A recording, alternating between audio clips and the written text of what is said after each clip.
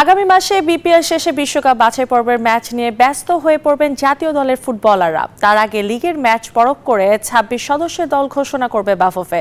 Australia কঠিন প্রতিপক্ষ হলেও ঘরের মাঠে বাংলাদেশ দল ভালো করবে বলে মনে করেন বাংলাদেশের কোচ হ্যাভিয়ার ক্যাব্রেরা। তার মতে লেবাননের বিপক্ষে ম্যাচটি হবে প্রতিদ্বন্দ্বিতাপূর্ণ। আগামী ২৯ মে শেষ হবে বিপিএল। এর পরে জাতীয় দলের বিশ্বকাপ বাছাই পর্বের ম্যাচের জন্য ব্যস্ত হয়ে পড়বেন ফুটবলাররা। এদিকে ছুটি কাটিয়ে ঢাকায় পা রেখেই ক্লাব পরিদর্শন শুরু করেছেন জাতীয় দলের স্প্যানিশ কোচ হেভিয়ার ক্যাব্রেরা। ক্লাবগুলো ঘুরে বিশ্বকাপ বাছাই পর্বের ম্যাচের জন্য স্কোয়াড গোছানোর কাজ করছেন তিনি। আগামী ৬ জুন অস্ট্রেলিয়ার বিপক্ষে জামালদের হোম ম্যাচ আর ১১ জুন কাতারে লেবাননের বিপক্ষে অ্যাওয়ে ম্যাচ।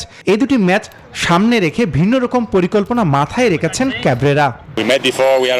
বিশ্বকাপ বাছাই পর্বের ম্যাচ দুটি কঠিন হতে পারে। সবশেষ ম্যাচে ছেলেরা ৯০ মিনিট প্রতিদ্বন্দ্বিতাপূর্ণ খেলা উপহার দিয়েছে। দলের অবস্থা আগের চেয়ে ভালো।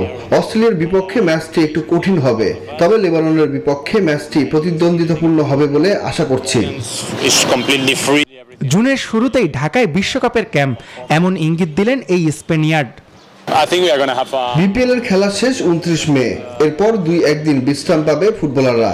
অস্ট্রেলিয়ার বিপক্ষে ম্যাচের আগে আমরা ৪-৫ দিনের ট্রেনিং সেশন করব।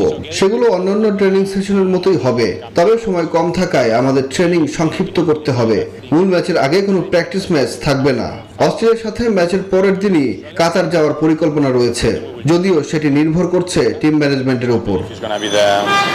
সবশেষ ম্যাচে প্যালেস্টাইনের বিপক্ষে ইনজুরির কারণে খেলতে পারেননি শেখ মোরসালিন এবং দলের নির্ভরযোগ্য ডিফেন্ডার তারেক কাজী। তবে পরের ২ ম্যাচে দলে ফিরবেন তারা। আসমাউল মুত্তাকিন, নিউজ 24, ঢাকা।